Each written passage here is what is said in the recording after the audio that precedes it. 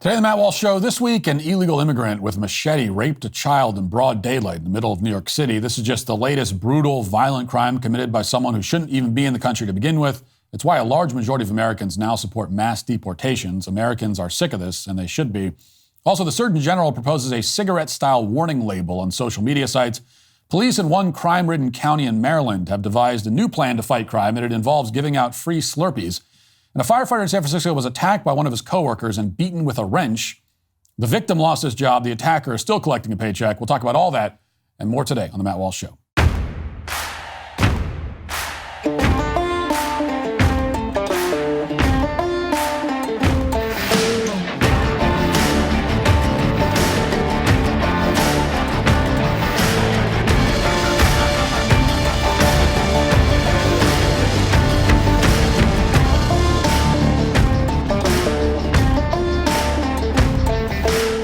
Have you ever used incognito mode to try and protect yourself from prying eyes? As you might imagine, given the demands of my job, I'm sometimes given privileged information that I can't risk letting the wrong people see. But did you know that incognito mode is not enough to hide your browsing history? Check the fine print. All your online activity is still 100% visible to whatever third parties might gain access to it, unless you use ExpressVPN. Even in incognito mode, third parties like your internet service provider, your mobile network provider, even the admins of your Wi-Fi network can still see every website you visit.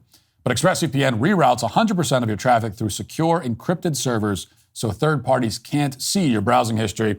ExpressVPN is by far the best VPN on the market. By masking your IP address, ExpressVPN makes it extremely difficult for third parties to track your online activity. It works on all your devices, and it's so easy to use. Just fire up the app, click one button to get protected. But don't take my word for it. ExpressVPN is rated #1 by top tech reviewers like CNET and The Verge. Protect your online privacy today by visiting expressvpn.com/Walsh. That's expressvpn.com/Walsh. You can get 3 months free, expressvpn.com/Walsh. Because of the constant stream of news and information that we're all subjected to on a daily basis, some of the most revealing moments in politics can be easy to overlook. It's hard to spot a confession when there's a million other things going on. So recall that it was just a couple of months ago that a 22-year-old college student named Laken Riley was murdered. Authorities determined that an illegal alien from Venezuela attacked her while she was jogging at the University of Georgia, then tried to rape Riley before beating her to death. Riley's killer had crossed the border illegally, then committed a series of crimes that put him on the radar of local and federal authorities. But even after he was detained for these crimes, the killer was always set free shortly afterward, and that continued until the day that he came across Laken Riley. Now, faced with this set of facts, Joe Biden did not apologize for his immigration policy, which makes it all but impossible to deport criminal aliens, even when they commit serious crimes like DUIs. Instead, Biden said that he regretted only the fact that during his State of the Union address, he had called Riley's killer illegal. Biden said that unlike Donald Trump, he won't call anyone vermin, even men who murder college students during attempted rapes. Quote, "I'm not going to treat any of these people with disrespect," Biden said. Because, of course, you wouldn't want to disrespect a murdering rapist. That might hurt his feelings, and we wouldn't want that. Now, throughout all the back and forth on immigration that's happened since Laken Riley's murder, the fight over the border legislation, Biden's so-called parole in place amnesty program, the lawsuit over Texas's border fencing, etc., this was by far the single most revealing comment that we heard from the Biden administration. It didn't receive anywhere near the attention it should have. The President of the United States said that he regretted using accurate terminology to describe a man who tried to rape an American citizen and then killed her. I mean, this is cowardice and incompetence at its absolute worst. It's the total abdication of the role of the President of the United States, which is to prioritize the safety of American citizens over the feelings of foreign nationals who commit heinous crimes. And it's the kind of weakness that ultimately invites even more murders, which is exactly what we're seeing. But at the same time, Biden's defenders told us that actually Riley's murder was a rare event. It's extremely uncommon, they said, for an illegal alien to commit a violent crime against an American citizen.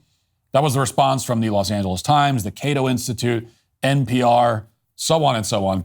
They all trotted out the statistic that, in their minds, demonstrated that American citizens are actually more dangerous than the millions of unknown foreigners who are illegally crossing the border every year.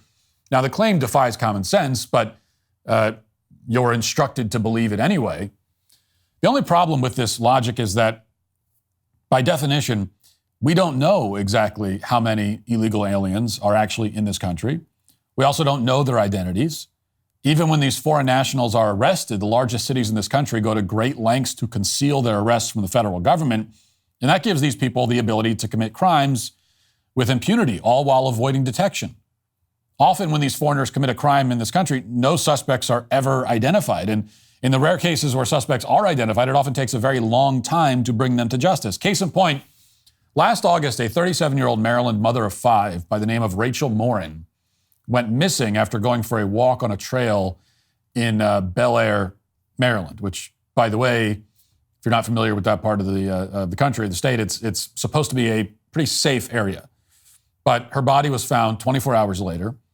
And within 2 weeks, the local sheriff's office determined that a DNA sample from the crime scene in Maryland matched the DNA from a home invasion that took place earlier in the year, all the way across the country in Los Angeles. That home invasion involved the brutal assault of a 9-year-old girl. But even though authorities had a DNA match, they still didn't have a suspect because this suspect was a foreign national who was not in any of the U.S. databases. So the FBI's Baltimore field office had to enlist their investigative genetic genealogy team to identify potential family members of the killer. And the authorities then traveled to El Salvador to interview these potential witnesses and informants. And that exhaustive effort ultimately led to the arrest of a suspect at a bar in Tulsa, Oklahoma on Friday nights. Watch. The Harford County Sheriff says through DNA evidence, local police and FBI agents were able to arrest Victor Antonio Martinez Hernandez in Tulsa, Oklahoma last night. According to officials, Martinez Hernandez entered the U.S. illegally last year from El Salvador, where he was wanted for murder. During today's press conference, Sheriff Jeff Gaylor had this message for the White House. Here in Harford County, we are 1,800 miles away from the southern border, and the American citizens are not safe because of failed immigration policies.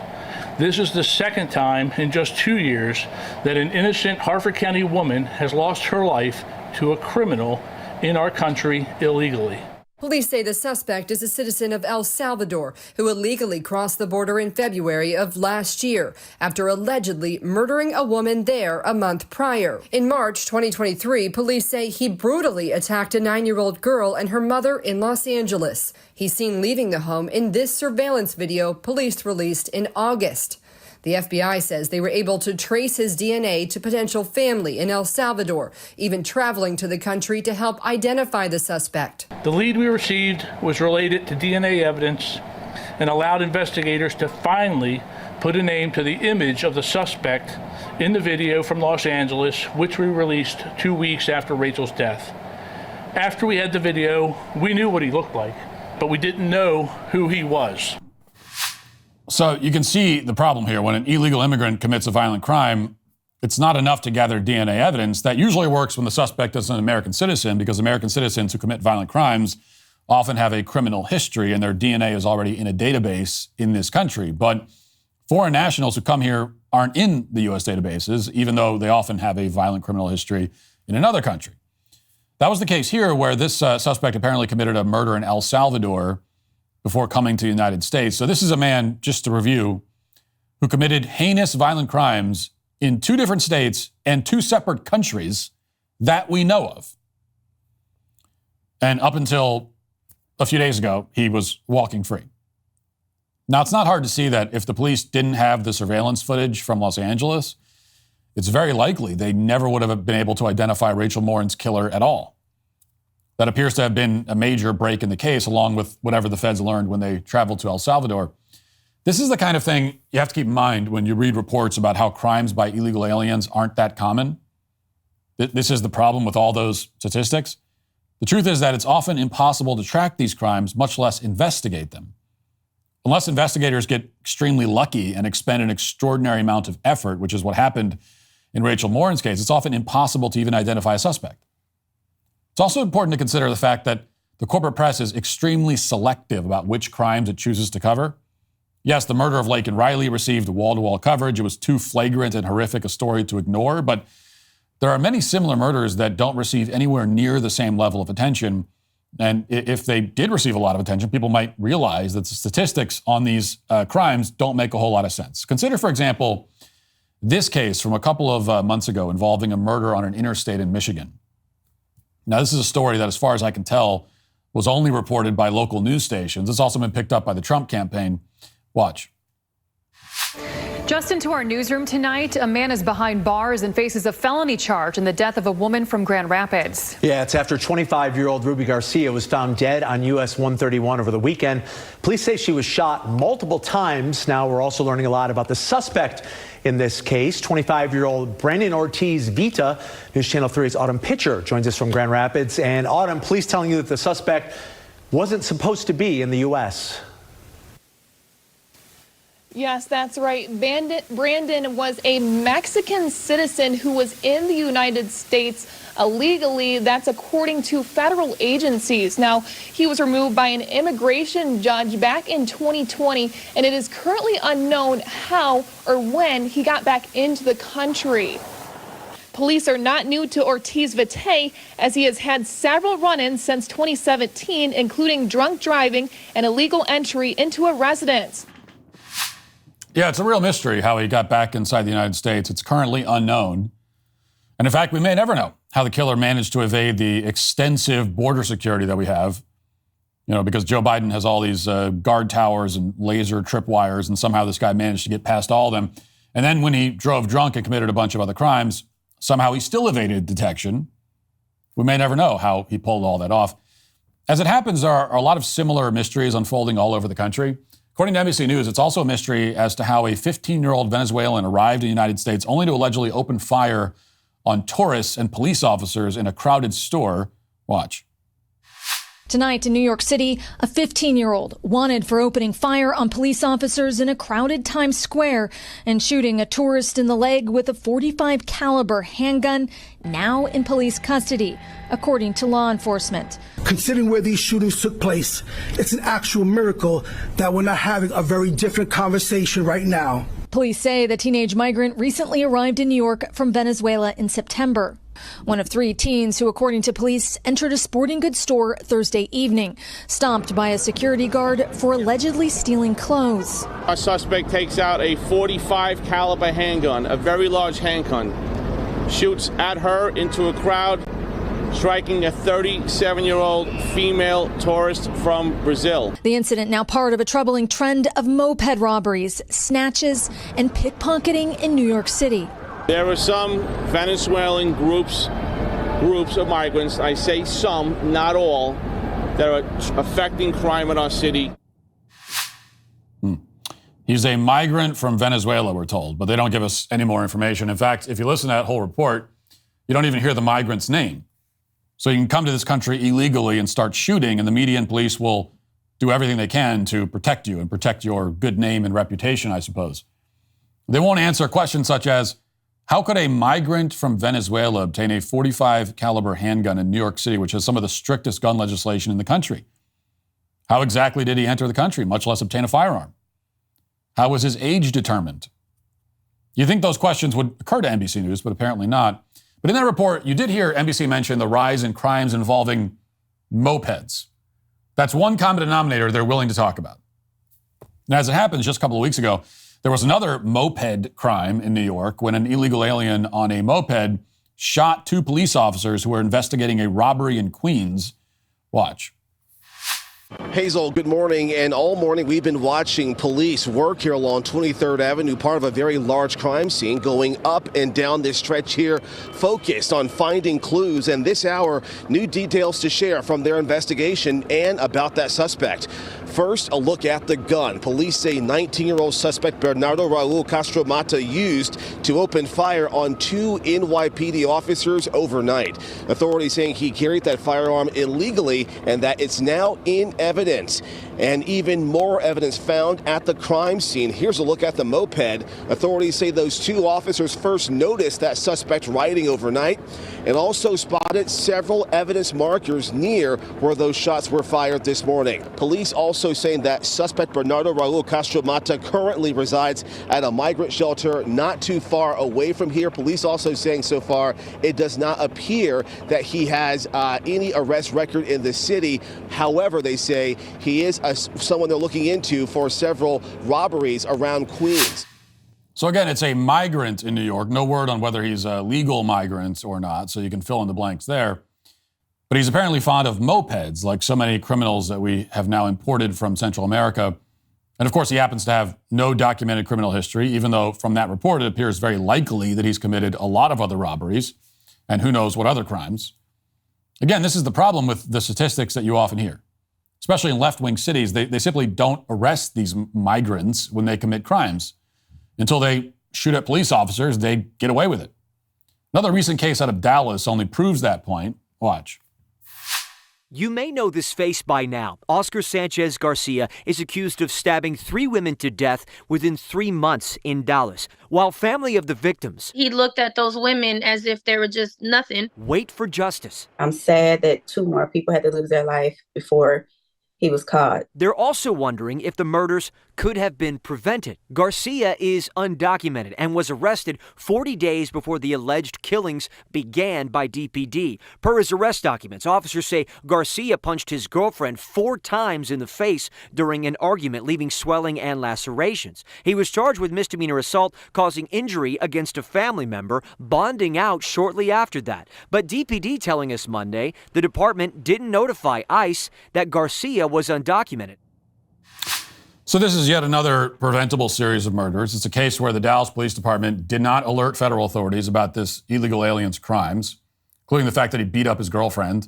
So that just went unreported. I mean, actual, lives could have been saved actively, but there are people who could still be walking around in this country today if they had simply, if everybody involved had simply done their jobs. And I could spend all day talking about cases like this. The Center for Immigration Studies has documented one recent case in which an illegal alien from Guatemala allegedly killed a mother and toddler in Florida in a double murder that's attracted pretty much no national attention whatsoever. The killer in that case was also apparently wanted for a murder in his home country, just like the alleged killer of Rachel Morin. As the Center for Immigration Studies puts it, quote, beating and stabbing another person to death, let alone stabbing a toddler in a tub, is rarely the first crime anyone commits. Most criminals are upward offenders. That is, they start small and work their way up. And all of that raises the question of how many other migrant fugitives from crime abroad were among the almost 1.3 million gotaways at the southwest border in the past 2 fiscal years, and how many future victims are thus doomed to meet the alleged fates of this mother and child? It's a very good question.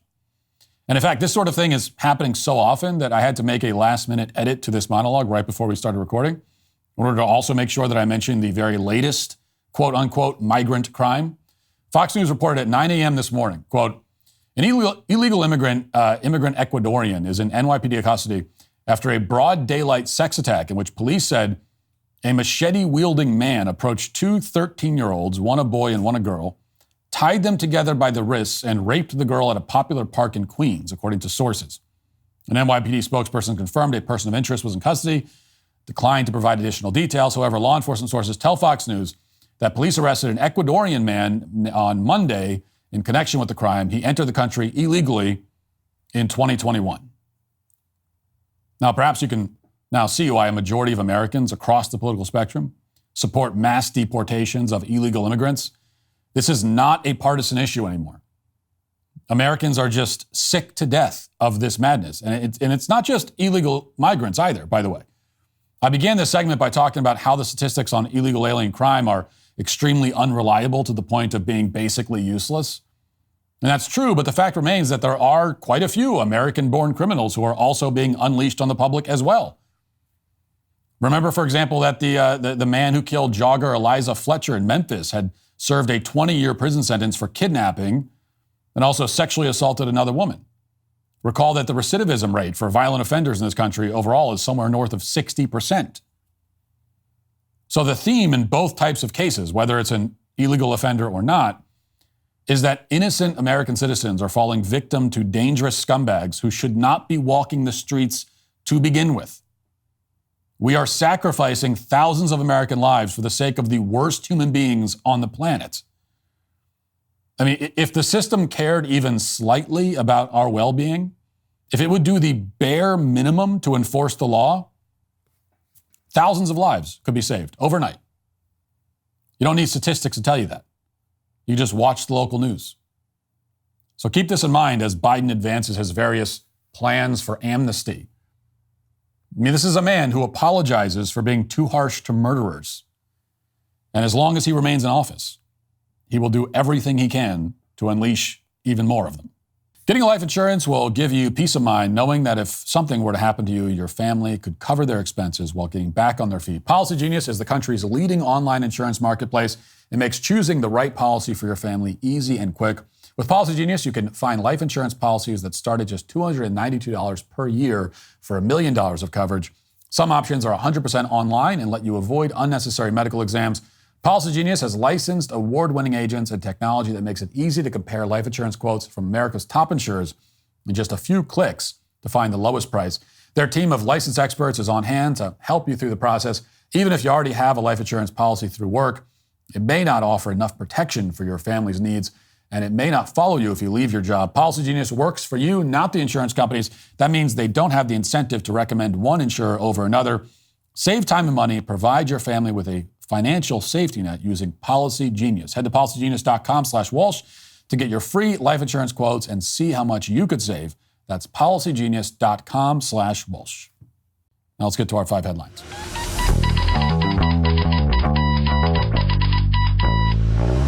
The Daily Wire reports Surgeon General Vivek Murthy is calling for a mandatory warning label on social media, warning users about the mental health risks for teenagers. In an opinion article for the New York Times published Monday, Murthy said he wants a Surgeon General's warning on social media platforms similar to the warning labels that appear on tobacco and alcohol products. The tobacco warnings have been shown to increase awareness and change behavior, Murthy said. Murthy wrote, the mental health crisis among young people is an emergency, and social media has emerged as an important contributor. It's time to require a Surgeon General's warning label on social media platforms, stating that social media is associated with significant mental health harms for adolescents. A Surgeon General's warning label, which requires congressional action, would regularly remind parents and adolescents that social media has not been proved safe.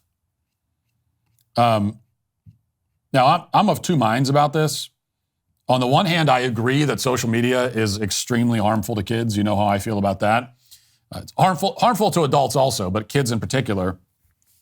If you let your kid use social media every day, you are actively making your child's life worse.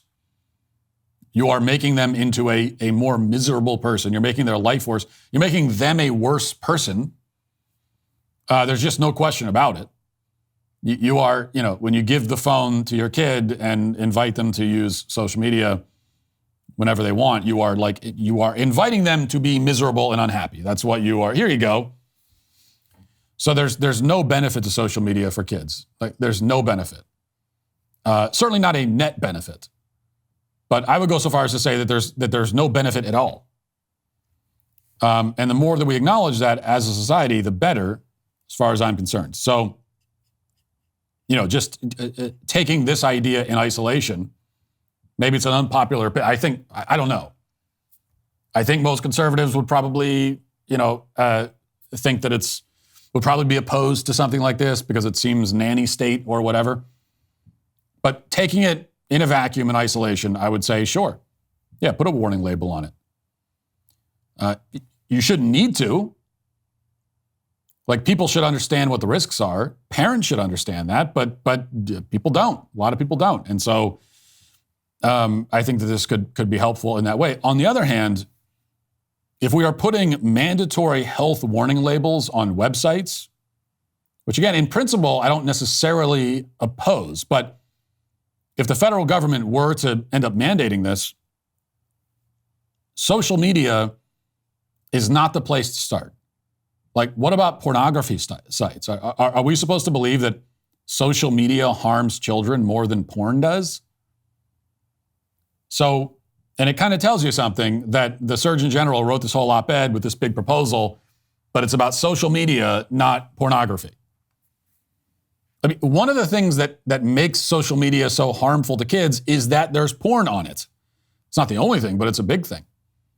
So I would believe that this is a sincere effort to help kids if you start by putting warning labels on porn. I would start there. Now, of course, I'd rather see the porn banned. And if not that, then at least there should be a federal law requiring serious age verification on every porn site everywhere in the country. This is just obvious. There's no good argument against it. But if we can't even do that, then fine, let's start with this. Can we at least do this? If it's being considered for social media, then why not porn? That's the way that I would look at it. All right, Montgomery County, Maryland has a major crime problem, especially among juveniles. But they've just come up with a plan to crack down on the crime. And that plan involves coupons for free slushies. That's the, that basically is this. That doesn't just involve that. Like, that is the plan. That's the whole plan. Let's watch. That's right. Good morning, Robert. Here in Tacoma Park, if police catch your child this summer in the act, they might get a ticket. The Operation Chill program is now underway, but take a look at the citation closely. It's a free Slurpee. This is an innovative way the police department here is aiming to reduce crime and build rapport between the youth and cops. Anytime an officer sees a child making a good decision, being kind or doing the right thing, they will issue a ticket locally. There has been a sharp increase in juvenile crime, and crime here in Tacoma Park has increased last year due to social issues, drugs, and changes in laws affecting juveniles, according to Police Chief Antonio Duvall. MCPD data shows since 2022, the number of juveniles arrested for violent crimes has risen in the county by more than 300%. From FY22 to 23, the number of juvenile violent crime suspects increased by 178%, and the number of young victims also rose in the county by more than 200%. Though we do have some youth crime, it's not our youth in Tacoma Park. They're coming from other jurisdictions because we border Montgomery County and Prince George's County and the District of Columbia. So it's so close, you can literally come in and leave quickly. Well, that'll do it. Crime problem solved with Slurpees. And I mean, it's easy to make fun of this. It's fun to make fun of it. Being a hater is quite enjoyable, frankly, but we should say that the basic idea here is not terrible. We've seen other jurisdictions that have tried to do similar sorts of things, getting the cops, involved with sort of positive reinforcement. And so the basic idea is not terrible. It's even a good idea. Like the fundamental idea is a good one. And the good part is that, or I should say it's part of a good idea. And the good part is that they're trying to establish better relations between the community and the police. They want to create scenarios where the police are interacting with the community in a context that isn't just arresting them and handing out tickets,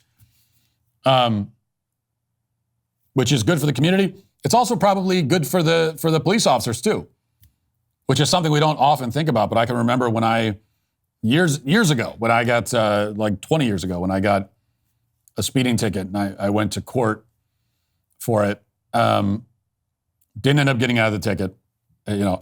But I went to court and I was talking to the cop there, and he said to me, it was always stuck with me. He said that one of the hardest things about his job is that pretty much the only time he's interacting with like normal people, basically law-abiding people, is when he's giving them a ticket, like a speeding ticket. And that's just that's the nature of the job. So that has to be that has to wear on your mind after a while. So on both ends, you might think like, well, something like this, it's a positive interaction. It's good for both sides to be involved in interaction like that. And I could see that. And in the process, they want to create some incentives, like minor incentives, but incentives for good behavior. All of that is fine.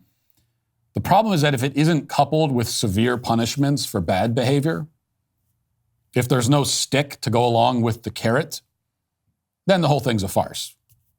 It's a joke. And given that this is in Maryland, it's a liberal area, I think it's safe to say that there is no real stick. So that's the issue. And meanwhile, at a deeper level, the rot is so deep and so pervasive that probably, if anything, although you're trying to incentivize good behavior, if anything, it probably has the opposite effect. Because getting a Slurpee coupon will probably be seen as a sign, like that's likely not cool to get one of those. I imagine being a kid in this jurisdiction, and trying to cash in your coupon for a free Slurpee. If any of your friends see you do it, you'll never live it down.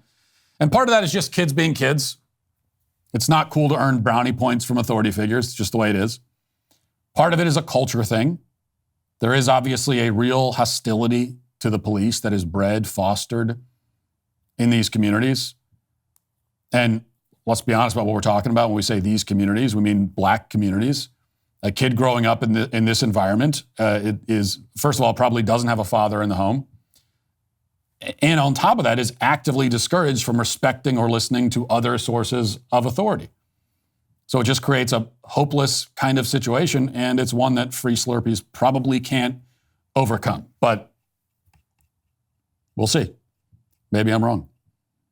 Maybe this was the ticket all along. Maybe this was the only thing we needed to do. Catholic News Agency reports the Massachusetts state government this week announced that what it billed as a first-in-the-nation effort to discredit and steer pregnant women away from pregnancy resource centers in the state. The state's Department of Public Health said in a press release on Monday that it was launching what it described as an education campaign to highlight the dangers and potential harm of crisis pregnancy centers. And they put out a bunch of PSAs as part of this effort. Here's a video that the state health department put out about these pregnancy centers and how dangerous they are to women. Watch. Whether you need pregnancy care or abortion care, avoid anti-abortion centers. They may look like medical clinics, but can put your health at risk. They mislead you about your options if you're pregnant. And they don't offer abortion care. Learn more and find care you can trust. Learn more at mass.gov/gettrustedcare. Yeah, find care. You can only trust the type of care. You can only trust the places where they will charge you hundreds of dollars to kill your baby. Those are the only people you can trust. The ones who, what they want to do is kill your baby. That's their solution. They're the ones you trust, right? If you needed any more evidence that pro-aborts are totally full of, well, here you go. And keep this in mind whenever you hear nonsense from that side about, how pro-lifers don't care about women and aren't trying to help women and are pro-birth, not pro-life, all that nonsense. Every time you hear that, just say, oh, really? Well, then how do you respond when pro-lifers set up actual places, organizations, facilities where women can go and get help before and after they give birth? Help for them and the baby. That's what these pregnancy resource centers do. How do you respond to that? You just said that, pro-lifers don't care about women. They're trying to help women. Okay, well, here are facilities all across the country, and that's what they are there to do. And by the way, these pregnancy resource centers, they're not making billions of dollars like Planned Parenthood is, okay? They're not getting hundreds of millions of dollars in taxpayer funding, and they're not making millions more on abortion, obviously. So none of these people are getting wealthy. You go to a pregnancy center, none of the people involved, when you walk into that building, none of the people you interact with are rich, okay? They're not making hardly any money on this thing, and they're doing it purely because they want to help women. That's the only reason they're there. So when you see that as a pro-abort, do you say, good, here are some good, okay, well, maybe not every pro-lifer is terrible. Here are some good ones. No, instead you condemn them and you say that they're putting women at risk, and you put out PSAs actively discouraging women from taking help from these people. People who can't even, the Pregnancy Resource Center, it's not like they're going to, despite what you may hear or may be implied from some of these PSAs, they don't kidnap women and chain them in the basement until they give birth to prevent them from getting abortions. You could go to a pregnancy resource center and get resources and then still get an abortion. I hope you don't. It would be a bad thing, but you can. So when and that's just to highlight how evil this sort of thing is. Because they claim on the other side that, well, they just want women to have options. They want to have choices. Well, here's part of, well, you want them to have choices or not? Do you want them to have choices or not? Because would you agree that at least one of the potential choices is to not kill your baby? If there's only one choice, then it's not a choice. So choice means that there are other options. Well, here's one option, and here are people offering help, and you don't want those things to exist. Because we know that, in fact, you are not pro-choice. You are, in fact, pro-death. You are actively in favor of killing babies. You want to kill babies. You want babies dead. That's what you actually want. So when the pro-aborts claim that pro-lifers are only pro-birth, which, yeah, also, am I pro-birth? Yeah, I am. The fact that you even say that like it's a bad thing just proves what a demon you are. You're so evil you can't even see how that comes across. You're just pro-birth. Yeah, of course I'm pro-birth. Yes, I want people to be born. That's a good thing. I consider that a good thing. That's how most of humanity has always viewed it. You usually celebrate births. It's a wonderful, joyous thing. You congratulate people, don't you? You psychopaths? But, so that's like the caricature of pro-lifers, that it isn't, that it fails because we will embrace that. Yeah, we're pro-birth. Yeah, absolutely. But on the other side, when we say that the people who call themselves pro-choice are actually pro-death, it's not a caricature. That is in fact their position. They are in favor of death. That's what they want. And when fewer babies are killed, it's a tragedy to them. They consider it a tragedy. All right. Here's a report on a disturbing new trend. This is from Dallas News, but I think it's originally from Bloomberg. Here's the headline. How home swapping became the trendy alternative to Airbnb. Home swapping. Now, home swapping sounds truly horrific just based on the name, but is it as bad as it sounds? I'd never heard of this before, but I saw this article, there have been other articles recently about home swapping. It's like the new thing. So let's continue to find out what this thing is. Amy Froelich and her wife, this is the second day in a row we've had something like this. Second day in a row with the stories involving lesbian couples. I don't know what's going on. Anyway, they've been Airbnb hosts since 2015. They started in Iowa City, Iowa, and continued on to Madison, Wisconsin, where they own a 4-bedroom home in a lush neighborhood within walking distance of trails and shops. On weeks their house isn't rented out, they open it up for free home swaps through Home Exchange, an online travel hack they stumbled onto 3 years ago that lets them leverage their place for free accommodations elsewhere. We were just in a home exchange outside of in Scotland. This beautiful couple, Claire and Michael, greeted us at the door with homemade bread that she just pulled out of the oven, says Amy Froelich, speaking to Bloomberg from the UK. The hosts couldn't vacate on the agreed dates, but they offered the couple a loft area with a master bedroom and a bath. So the couple stayed there in the house with these other people. In exchange, they'll get to stay at the Froelich's home on a future date of their choosing. So that's the home swap. Kindred, an invitation-only membership platform founded in 2022 with access to 30,000 homes in 100 cities, saw home swaps grow by 800% year over year in 2023. The San Francisco-based startup has raised $26 million. Early investors include Andreessen Horowitz, the same firm that contributed $112 million to Airbnb's Series B funding round in 2011. The model of Kindred is similar to those of pioneers such as Home Exchange and Third Home in that users earn credits for hosting other members in their homes. Credits can then be redeemed for stays elsewhere. Kindred's twist is that it doesn't charge an annual membership fee. It makes money mostly from service fees. Okay. So the idea is exactly what it sounds like. Home swapping, it's like Airbnb, except that you're trading homes with someone.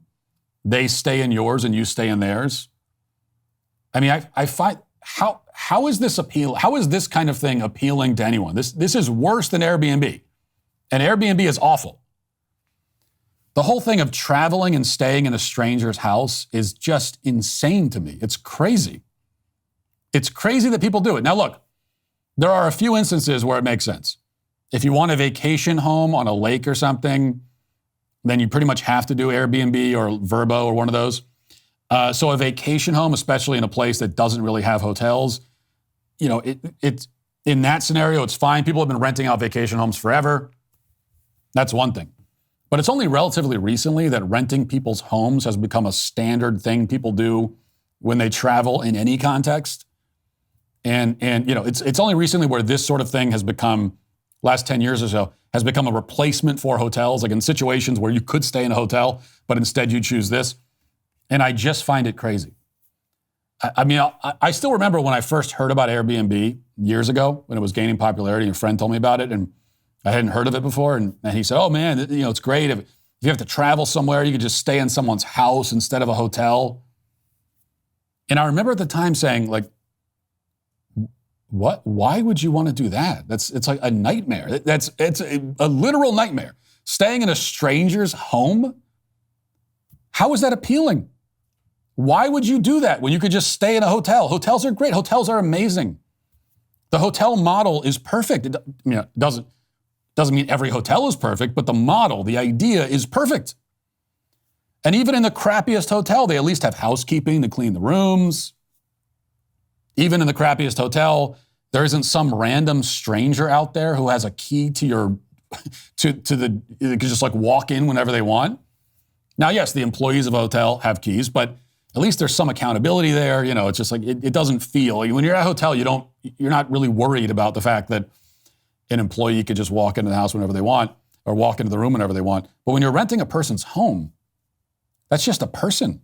It's a person you probably never met. And they have a key to the house. They can walk in whenever they want. You don't know what's in the home, cameras, whatever. It's just weird and creepy to stay in a stranger's house. And you have to do all the chores. Before they give you a list of chores you have to do at their home. The accommodations are worse. There's no room service. There's no hotel bar. You have to do the freaking dishes and like throw towels into the laundry before you leave. I just went through this recently. And like I said, staying at a lake house scenario is the only time when I would do this. And I just did it recently. And, you know, it was fine. It was fine. But I'm just thinking this as I'm going through it. Like I had to go through the checkout. There's a binder on the counter, and it's a whole list of chores that it's like your wife or something giving you a to-do list. There's a whole list of chores you have to do before you can leave. And one of them is pick up the dirty towels and throw them in the washer. And I did it, but the whole time I'm thinking, like, why am I doing this? This is onerous that I have to put the towels in the. Isn't this what I'm paying you for? And then you look at the receipt and it's like cleaning and service fee is on it. Oh, so I'm paying a cleaning fee and I'm cleaning. There's a disconnect here. I was sweeping the floors before I left. Sweeping someone else's. I'll never be in this house again. I'm sweeping the floors for them. And I'm paying a cleaning fee. So the whole thing's a scam. And if you do this when a hotel is an option, you are psychotic. I cannot understand it. It's crazy. And then even worse, to allow strangers into your own home. You have to think, like, what sorts of people. Again, a hotel is one thing. You understand the concept of a hotel, but I don't trust you to begin with if I'm staying in your house, because why are you letting strangers in your house? Like, what is your game? What are you up to? What's going on? And then in every house you go into, there's always certain doors that are locked or like excessively locked. This house we stayed in, it appeared to be a closet door it looked like a pantry door, but it had like 3 padlocks on it. I'm like, what the hell is in that little room that you so badly don't want us to see. Meanwhile, you're luring people to your house, strangers. Like, what's going on here? I would never want a stranger in my house when I'm not even there to keep an eye on them. But maybe they are keeping an eye on you. That's the point. You see, it's very creepy. Let's talk about something every man needs in his grooming arsenal, a razor that actually works. Jeremy's second-gen razors are here, and they are a #1 bestseller on Amazon. So what makes these razors so great? First off, the new second-gen razors are radically redesigned from top to bottom. The blades are sharper, longer lasting, providing you the smoothest shave every time. Did I mention they're not made in China? And with Jeremy's, you have options like the Sprint 3, perfect for a quick, clean shave, while the new and improved Precision 5 is your go-to for an exceptionally smooth and close shave. So let the other companies spend their money on DEI and woke ideologies. Jeremy's Razors focuses on what really matters, delivering a superior shave. So what are you waiting for? Head over to Amazon right now and grab one of the best-selling razors and find even more great Jeremy's products. Now let's get to our daily cancellation.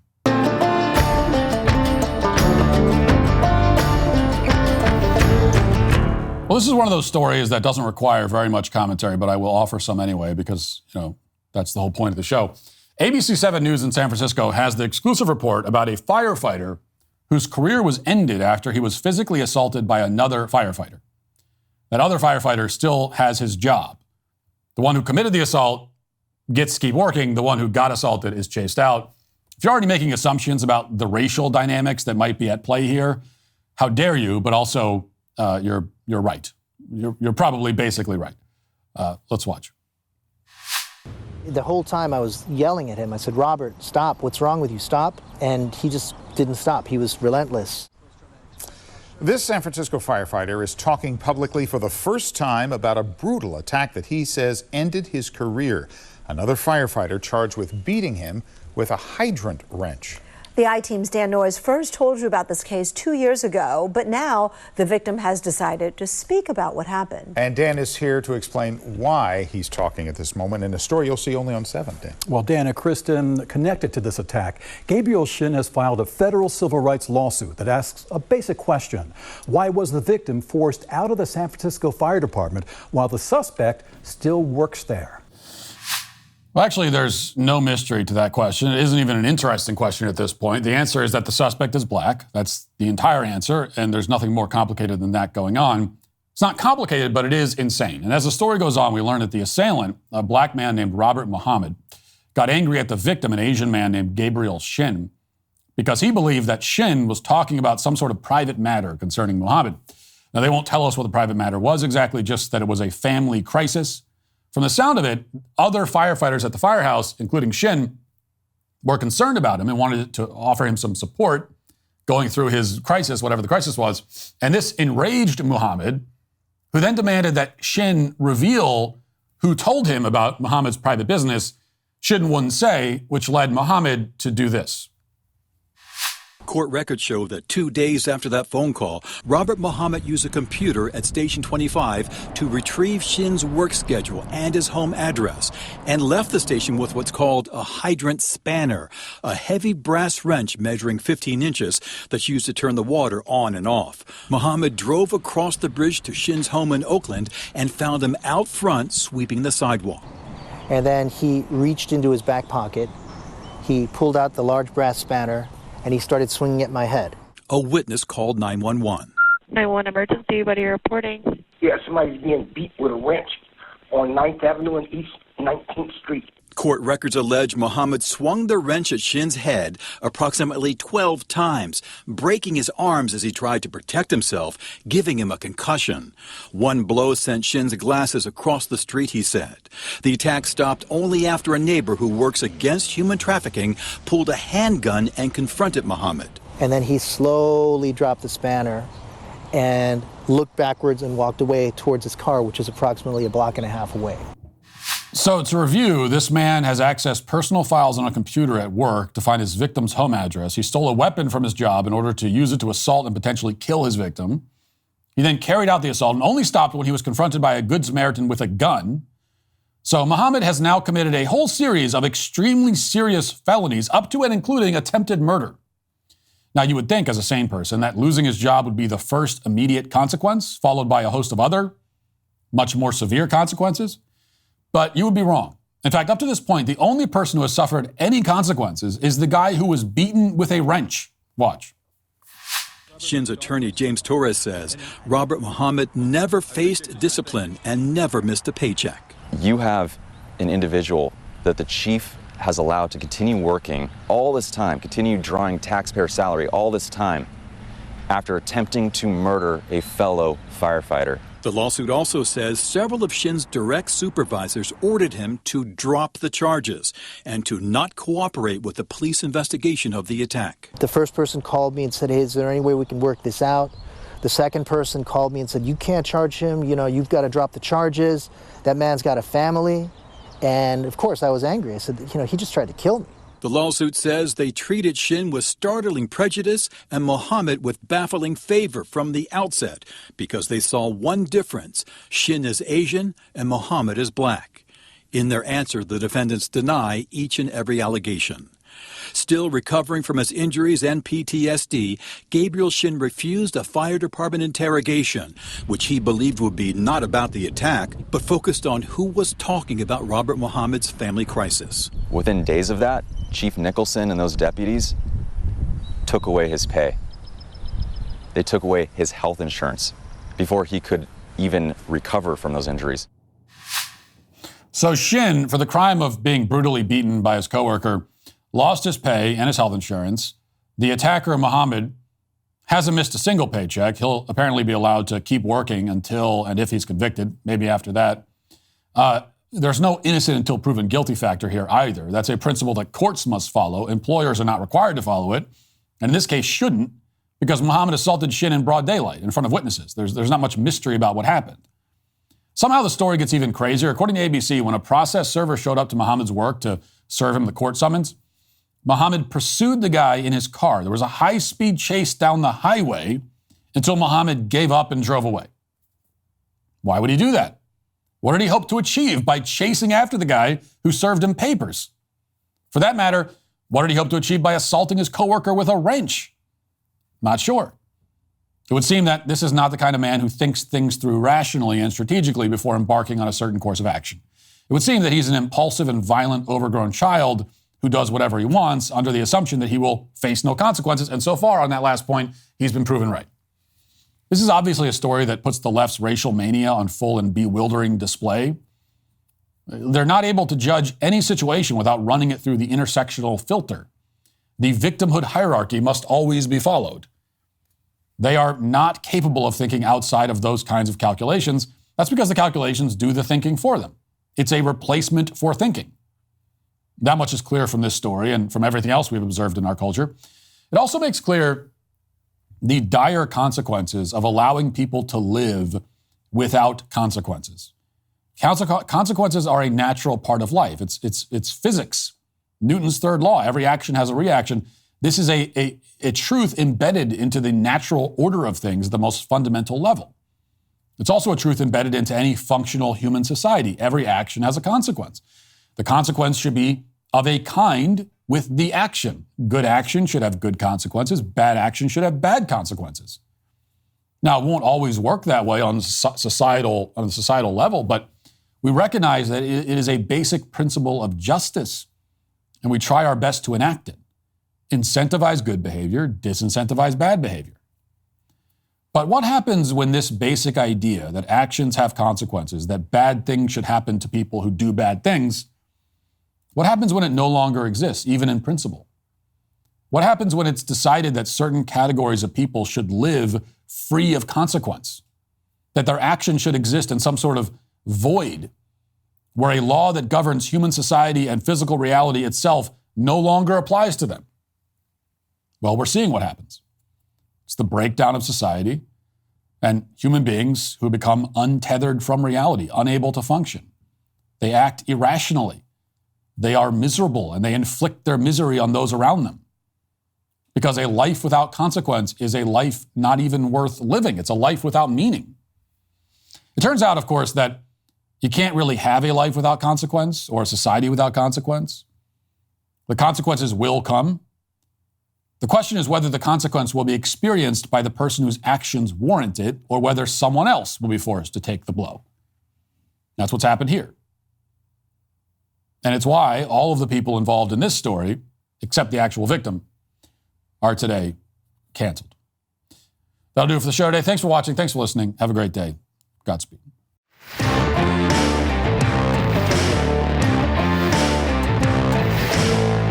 The White House calls unedited videos of Joe Biden fake. MSNBC wishes a happy Father's Day to dads who murdered their kids. And Logan Paul asks President Trump about UFOs. Check it out on The Michael Knowles Show.